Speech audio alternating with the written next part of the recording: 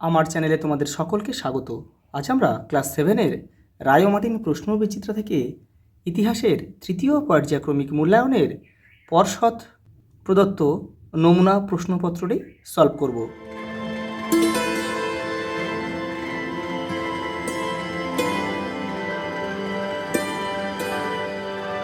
দেখো, প্রথম প্রশ্ন, অবলোকিতেশ্বরের মূর্তির ভাবনার কেন্দ্র ছিল হচ্ছে বুদ্ধ।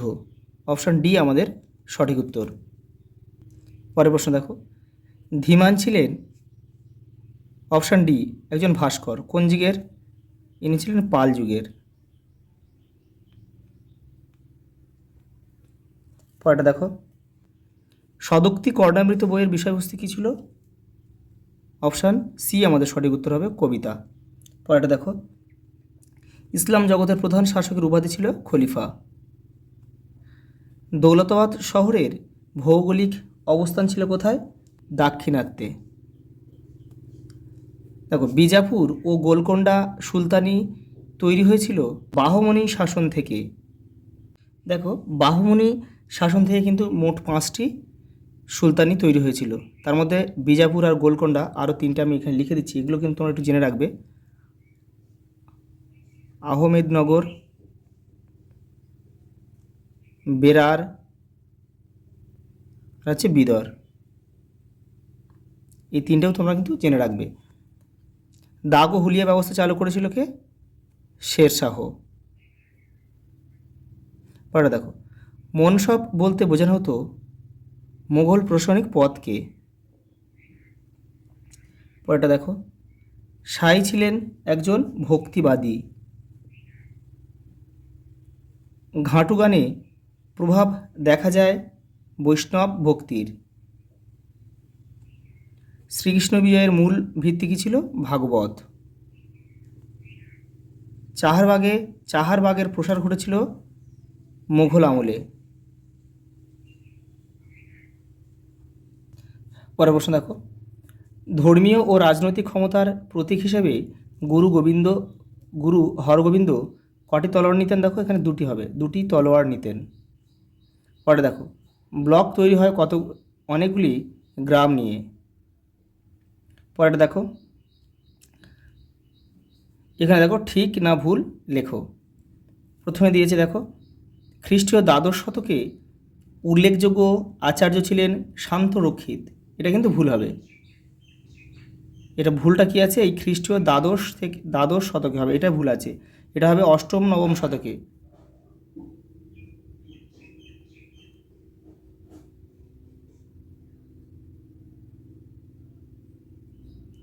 পরেরটা দেখো, বেমানান শব্দটি খুঁজে বের করো। দেখো, সর্বানন্দ, শ্রীনিবাস, শ্রীধর দাস, সন্ধ্যাকার নন্দী। এখানে বাদ যাবে কোনটা? সন্ধ্যাকার নন্দীটা কিন্তু বেমানান, কারণ সন্ধ্যাকার নন্দী হচ্ছে পাল আমলের একজন লেখক বা কবি।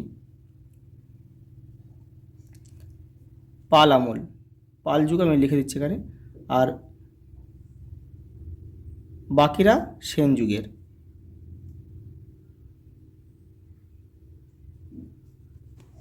ওটা দেখো, খ্রিস্টীয় অষ্টম শতকে পৃথিবীর বৃহত্তম বৌদ্ধ কেন্দ্র কোথায় ছিল?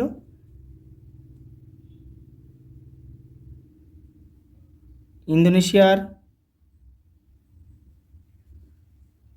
বড়বুদুরের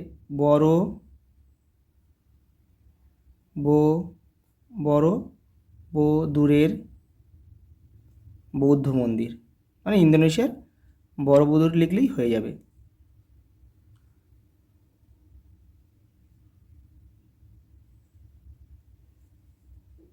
দেখো, একটা স্তম্ভ দিয়েছে, প্রথমে কী আছে? চেঙ্গিস খা। তোমরা কিন্তু কেউ তীর চিহ্ন দিয়ে মেলাবে না। এবারে প্রশ্নের দাগ নাম্বারটা এবারে উত্তরের পাশে বসিয়ে দেবে। দেখো, চেঙ্গিস খা হবে মঙ্গল আক্রমণ, মানে এই চেঙ্গিস খার আমল থেকে কিন্তু ভারতে মঙ্গল আক্রমণ শুরু হয়। দেখো, লখনৌতি হবে ইলিয়াস শাহ। এখানে আমরা বি লিখব। এই লখনৌতির কিন্তু একজন শাসক ছিল হচ্ছে ইলিয়াস শাহ, মানে সুলতান। মোহাম্মদ শাহ কী হবে? মোহাম্মদ শাহ হবে গুলবর্গা। কোথায় আছে দেখো, এই যে সি। কারণ মোহাম্মদ শাহ কী করেছিল? এই বাহমনি রাজ্যের রাজধানী কিন্তু স্থানান্তর করেছিল এই গুলবর্গাতে। পরেরটা দেখো, নসরত শাহ। নসরত শাহ কী হয়েছে এখানে হবে, ঘরঘরার যুদ্ধের সঙ্গে কিন্তু উনি জড়িত, তাহলে আমরা এখানে ডি লিখব। তিনি কিন্তু ঘরঘরার যুদ্ধে তিনি কিন্তু আফগানদের পক্ষে ছিলেন, আছে নসরত শাহ। বিপক্ষে ছিল কে, বাবর। সালটা ছিল 1529, এগুলো তোমরা জেনে রাখবে। আর অসিরগড় কোথায় অবস্থিত, খানদেশ অঞ্চলে কিন্তু অসিরগড় অবস্থিত, এখানে আমরা ই লিখব। পরেরটা দেখো, শূন্যস্থান পূরণ করো। দেখো, ড্যাশ ছিলেন সোহরাবর্দী সম্প্রদায়ের প্রতিষ্ঠাতা, এটা হবে বদরউদ্দিন, আমি এখানে লিখে দিচ্ছি, বদর উদ্দিন জাকা রিয়া। ওটা দেখো, ঠিক না ভুল লেখো। দেখো, রজমনামা রামায়ণের অনুবাদ, এটা কিন্তু ভুল। এটা কি হবে, মহাভারতের ফরাসি অনুবাদের নাম হচ্ছে রজমনামা, সরি, এটা মহাভারতের ফরাসি অনুবাদ।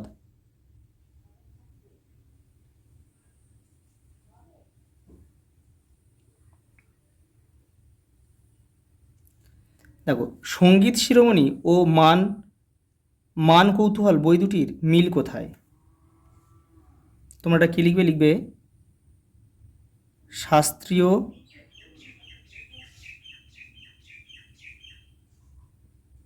সঙ্গীত চর্চার উপর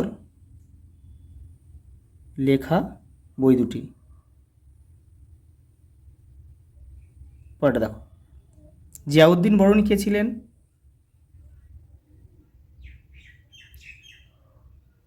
সুলতানি যুগের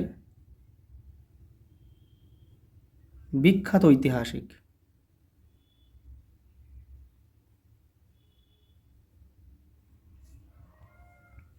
বিবৃতি দেখো, মুঘল প্রশাসনের বিরুদ্ধে সৎনামীরা বিদ্রোহ করেছিল। দেখো, এখানে ব্যাখ্যা দিয়েছে তিনটে, এর মধ্যে দুটো ভুল আছে, একটা ঠিক আছে। এই বাক্যটার কোন ব্যাখ্যাটা মিলবে সেটা আমাদের বের করতে হবে।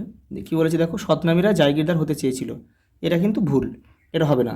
সৎনামীরা মুঘল স্বৈরাচারের বিরোধিতা করতে চেয়েছিল, আর ব্যাখ্যা তিনে দিয়েছি সৎনামীরা শিবাজির পক্ষে দাঁড়াতে চেয়েছিল। তাহলে আমাদের ব্যাখ্যা দুইটা কিন্তু সঠিক হবে, যে সৎনামীরা মুঘল স্বৈরাচারের বিরোধিতা করতে চেয়েছিল। পরে দেখো, জনগণ নিজেরাই নিজেদের মধ্যে থেকে শাসক বেছে নেন কোন পদ্ধতিতে? এটা হবে গণতান্ত্রিক পদ্ধতি বা গণতন্ত্র। গণতন্ত্র লেখা আছে বা গণতান্ত্রিক পদ্ধতিও লেখা যায়। পরের প্রশ্ন দেখো, চর্যাপদ কেন পাল আমলের বাংলার সামাজিক ইতিহাসের উপাদান হিসেবে ব্যবহৃত হয়? দেখে নাও। পরেরটা দেখো, জনসমর্থনের নিরিখে বাংলার পাল ও সেন শাসনের তুলনা করো। দেখো, রায়ন মার্টিন এটা 60 নম্বর পেজে রয়েছে। দেখো, এই যে দেখো, জনসমর্থনের নিরিখে বাংলার পাল ও সেন শাসনের তুলনা করো। অথবা প্রশ্নটা ঘুরিয়ে আসতে পারে, পাল শাসনের তুলনায় সেন শাসন কেন বাংলায় কম দিন স্থায়ী হয়েছিল? এখান থেকে তোমরা এটা পুরোটা লিখবে। পরের প্রশ্ন দেখো, বলবান কীভাবে সুলতান পদের মর্যাদা বাড়িয়েছিলেন? রায়ন মার্টিন দেখো 90 নম্বর পেজে রয়েছে। দেখো, এই দেখো, বলবান কীভাবে সুলতান পদের মর্যাদা বাড়িয়েছিলেন, এটা এখান থেকে তোমরা এটা পুরোটা লিখবে। পরেরটা দেখো, ইকতা কি? দেখো, তোমাদের এটা রায়ন মার্টিনের 93 পেজে রয়েছে। দেখো, এই ইকতা কি, এই যে এখান থেকে তোমরা এটা লিখবে। পরের প্রশ্ন দেখো, হুমায়ুন কেন আফগানদের বিরুদ্ধে জয় পাননি? রায়ন মার্টিন 120 নম্বর পেজ। দেখো, এই প্রশ্নটা লিখলে হুমায়ুন আফগানদের কাছে কেন হেরে গিয়েছিলেন, অর্থাৎ জয় পাননি, এটা এখান থেকে এই পর্যন্ত লিখবে। পরের প্রশ্ন দেখো, ঔরঙ্গজেবের দাক্ষিণাত্য নীতির মূল উদ্দেশ্য কী ছিল? দেখো, রায়ন মার্টিন 123 নম্বর পেজে এটা রয়েছে। দেখো, এই যে এখান থেকে এটা লিখবে তোমরা। পরেরটা দেখো, দিন ই ইলাহি কি? রায়ন মার্টিন 123 নম্বর পেজে রয়েছে। দেখো, এই যে দিন ই ইলাহি বা সুলহ ই উলকি, এটা পুরোটা কিন্তু লিখতে হবে। পরের প্রশ্ন দেখো, জোড় বাংলা কী? দেখে নাও রায়ন মার্টিন 173 নম্বর পেজ, এই যে জোড় বাংলা, এখান থেকে এটা। পরেরটা দেখো, অষ্টপ্রধান ব্যবস্থা কি? দেখে নাও। দেখো অষ্টপ্রধান ব্যবস্থা হলো 17 শতকে মারাঠা সাম্রাজ্যের প্রতিষ্ঠাতা ছত্রপতি শিবাজী কর্তৃক প্রবর্তিত 8 জন মন্ত্রীর একটি পরিষদ, যা মূলত মারাঠা সাম্রাজ্যের শাসন কার্য, এখানে একটা দন্তন হবে, শাসন কার্য, সামরিক বাহিনী, বিচার ও অর্থনীতি পরিচালনার জন্য গঠিত হয়েছিল। অষ্টপ্রধানের মধ্যে প্রধান ছিলেন পেশোয়া। পরের প্রশ্ন দেখো, জাট কৃষকরা কেন মোঘল প্রশাসনের বিরোধিতা করেছিল? দেখে নাও রায়ন মার্টিন 198 নম্বর পেজ, এই যে দেখো, এই যে বিদ্রোহের কারণ, এটা পুরোটা লিখবে। পরের প্রশ্ন দেখো, সরকারের প্রধান তিনটি বিভাগ কী কী? বিচার বিভাগ, আইন বিভাগ ও শাসন বিভাগ। এটা তোমাদের বইয়ের 168 নম্বর পেজে রয়েছে, এটি দেখে নিও। সংবিধান কেন প্রয়োজন? দেখে নাও।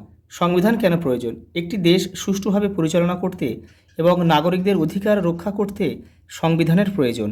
সংবিধান হলো কিছু নিয়মকানুন বা নির্দেশিকার সমষ্টি, যার মাধ্যমে সরকার কিভাবে চলবে এবং নাগরিকরা কি অধিকার ও সুবিধা ভোগ করবে তা নির্দিষ্ট করা থাকে। পরের প্রশ্ন দেখো, পাল রাজাদের বৌদ্ধ ধর্মের প্রতি অনুরাগের প্রভাব বাংলার সংস্কৃতিতে কিভাবে পড়েছিল বলে তোমার মনে হয়, তা বিশ্লেষণ করো। দেখো তোমাদের বইয়ের 132, শুধু 32 নম্বর পেজে দেখো এইটা, এই যে এখান থেকে তোমরা এটা লিখবে, এখান থেকে এইটা। পরের প্রশ্ন দেখো, খ্রিস্টীয় 7ম থেকে দ্বাদশ শতকে দক্ষিণ ভারতের মন্দিরগুলি সমাজ ও অর্থনীতিতে কী ভূমিকা রেখেছিল? দেখে নাও।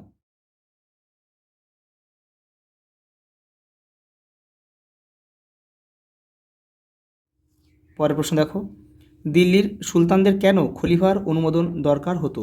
রায়ন মার্টিন দেখো 87 নম্বর পেজ, এই দেখো দিল্লির সুলতানদের কখন খলিফার অনুমোদন দরকার হতো, এটা পুরো লিখতে হবে। পরের প্রশ্ন দেখো, রাজিয়ার সুলতান হওয়া কি সুলতানি উত্তরাধিকার নীতির ব্যতিক্রম ছিল? যুক্তি দিয়ে বিশ্লেষণ করো। দেখে নাও। পরেরটা দেখো, সুলহ ই কুল কীভাবে মোগল প্রশাসনকে শক্তিশালী করে তুলেছিল? দেখো রায়ন মার্টিন 123 নম্বর পেজে রয়েছে, এই যে এইটা লিখলে কিন্তু হয়ে যাবে পুরোটা।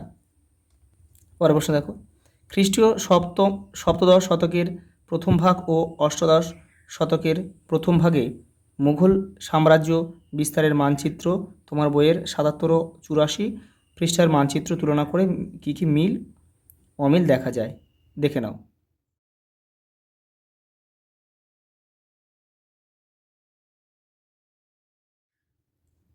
পরেরটা দেখো, সুলতানি ও মুঘল যুগে সাধারণ মানুষের দৈনন্দিন জীবনযাত্রা কেমন ছিল?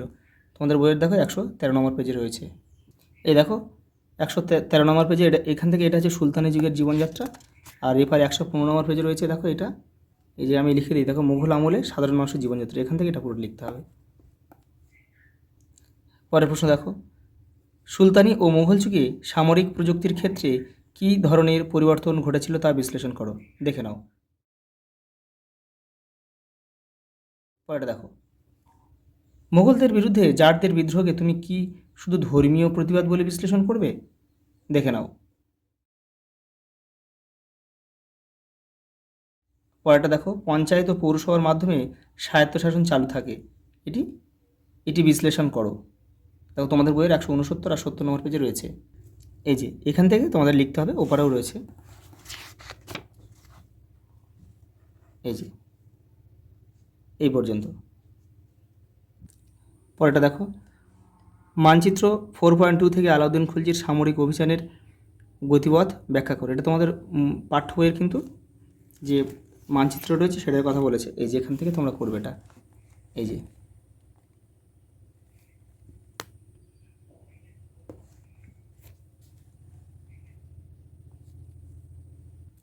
পরেরটা দেখো, তুমি কি মনে করো মোহাম্মদ বিন তুগলক খামখেয়ালি পদক্ষেপ গ্রহণ করেছিলেন?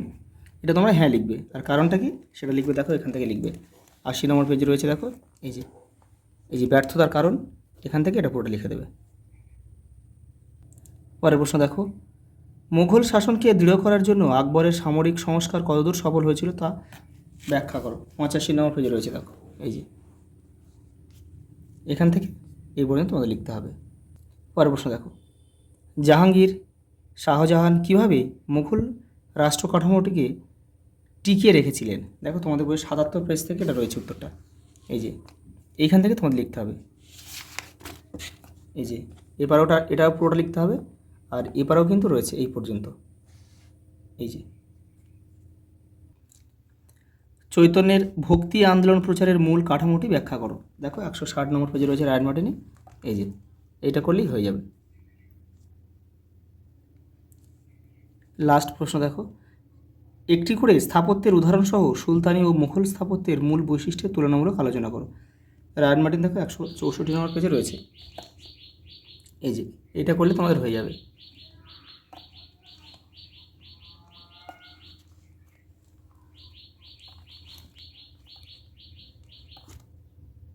বাকি সেটগুলো পেতে তোমরা চ্যানেলের প্লেলিস্টে যাবে, ওখানে কিন্তু পেয়ে যাবে।